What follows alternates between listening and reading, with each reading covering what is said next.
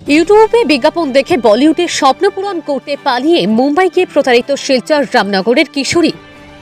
শিলচর তারাপুর ষষ্ঠ খণ্ড রামনগর এলাকার এক কিশোরী 17 বছর বয়সী নাজিয়া বেগম ইউটিউবে একটি বিজ্ঞাপন দেখে বলিউডের নাম করার স্বপ্নে বিভোর হয়ে সুদূর মুম্বাইয়ে পাড়ি দেয়। ওই বিজ্ঞাপনটিতে সাকসেস গেট ফিল্ম একাডেমি নামের এক সঙ্গীত কলা একাডেমি বলিউডের সুযোগ দেওয়ার প্রতিশ্রুতি দিয়েছিল। তবে মুম্বাই পৌঁছানোর পর কিশোরীটি প্রতারণার শিকার হয়। প্রায় 10 দিন আগে নাজিয়া হঠাৎ নিখোঁজ হয়ে যায়।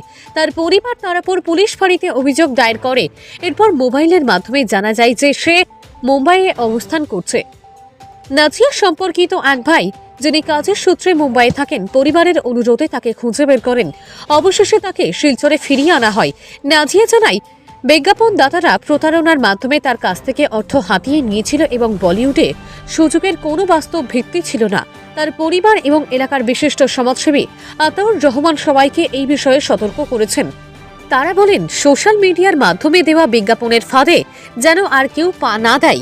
পরিবার ও আতাউর রহমান পুলিশের ভূমিকায় প্রশংসা করে সাকসেস গেট ফিল্ম একাডেমি নামের ইউটিউব চ্যানেলের বিরুদ্ধে ব্যবস্থা নেওয়ার দাবি জানান। সমাজের সচেতনতা বৃদ্ধির লক্ষ্যে এই ধরনের ঘটনার পুনরাবৃত্তির রোধে দ্রুত পদক্ষেপ নেওয়া জরুরি বলে তারা উল্লেখ করেন। ব্যুরো রিপোর্ট, সংবাদ বাংলা। নমস্কার, আসসালামু আলাইকুম।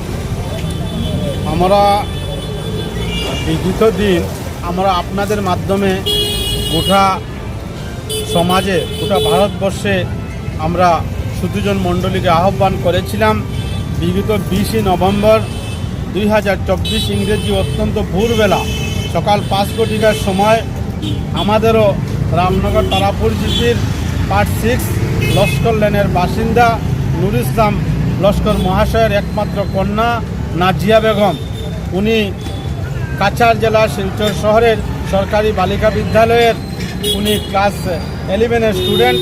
উনি মিসিং হয়েছিলেন 20 নভেম্বর 2024 ইংরেজি।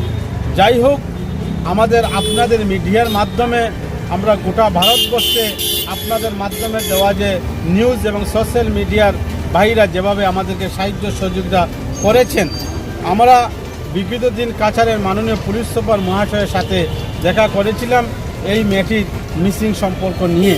উনি অত্যন্ত তাৎক্ষণিকভাবে যে ব্যবস্থা গ্রহণ করে আমাদের মাননীয় সদর থানার ওসি স্যার থেকে নিয়ে, তারাপুর শহর ফাঁড়ির ইনচার্জ মহাশয় থেকে নিয়ে যে এসপি স্যার যে তৎপরতা দেখিয়েছেন, এই মেয়েটি বোম্বে একটা প্রতারণার দলে, একটা প্রতারণার ফাঁদে পড়েছিল। আমরা যেটা ওনার মুখ থেকে যেটা শুনতে পেয়েছি, এটা ইউটিউব চ্যানেলের মাধ্যমে যেটাতে ডান্স এবং ডান্সের একাডেমিক ক্লাসের নামকরণ দিয়ে বলেছে বলিউডে চাকরি পাওয়া যাবে। সেই সন্ধানে এই মেয়েটি ঘরের কাউকে না বলে ওনাদের সম্পূর্ণ অ্যাডভাইস মোতাবেক উনি শিলচর থেকে গুয়াহাটি গিয়েছে, গুয়াহাটি থেকে দিল্লি গিয়েছে, দিল্লি থেকে বোম্বে গিয়েছে। ঘর থেকে 70,000 টাকা নিয়েছিল এবং ঘর থেকে একটা পুরানা মোবাইল সেটও মেয়েটি নিয়ে গিয়েছিল।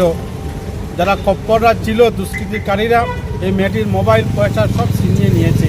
যাই হোক, আমরা পুলিশ প্রশাসনকে ধন্যবাদ জানাই আপনাদের মাধ্যমে যে মেয়েটিকে আমরা ওনাদের কর্মতৎপরতায় যে আমরা ফিরিয়ে পেয়েছি।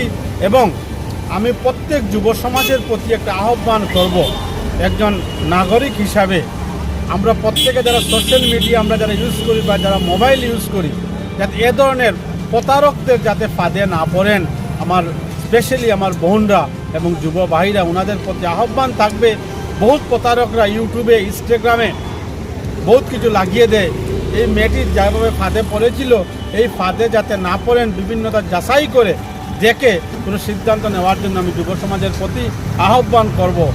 এই মেয়েটি যে প্রতারণার শিকার হয়েছিল, আর যাতে কোনো মেয়েরা সেই শিকার না হন, এই আহ্বান আমি যুব সমাজের প্রতি রাখব।